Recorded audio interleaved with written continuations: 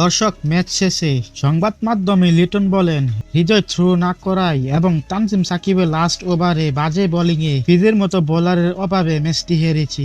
আজ যদি ফিজ থাকতো, ফিজের বোলিং ডট বেলকিতে আমরা ইজে ম্যাচ জিততাম। দর্শক, খবরের বিস্তারিত জানুন প্রতিবেদনে। বাংলাদেশের বোলার আবু আমিরাতের বিপক্ষে চরম বাজে বোলিং করেন। এরপর বোলাররা 8 উইকেট শিকার করে ঘুরে দাঁড়ালেও শেষ মুহূর্তে লাস্ট ওভারে বল করতে আসেন তানজিম হাসান সাকিব। তার অতিরিক্ত রানে হাতছাড়িতে বাংলাদেশ ম্যাচ হারে 1 বল আগেই। হায়দার আলী শেষ মুহূর্তে 6 বলে 15 রান করে শেষ পর্যন্ত অপরাজিত থাকেন। শেষ ওভারটা ছিল বেশ নাটকীয়।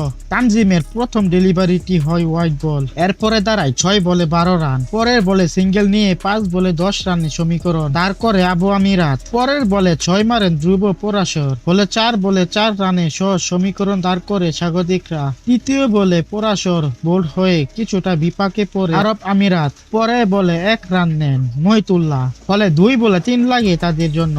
এ পর্যায়ে এসে নো বল করে বসেন তানজিম। পরে বলে হায়দার আলী 2 রান নিতে গেলে দেখা যায় সীমানা প্রান্তে তৌহিদ হৃদয় বল নিয়ে দাঁড়িয়ে আছে থ্রো না করেই, যার ফলে 1 বল হাতে রেখে আরব আমিরাত সহজে ম্যাচ জিতে যায়।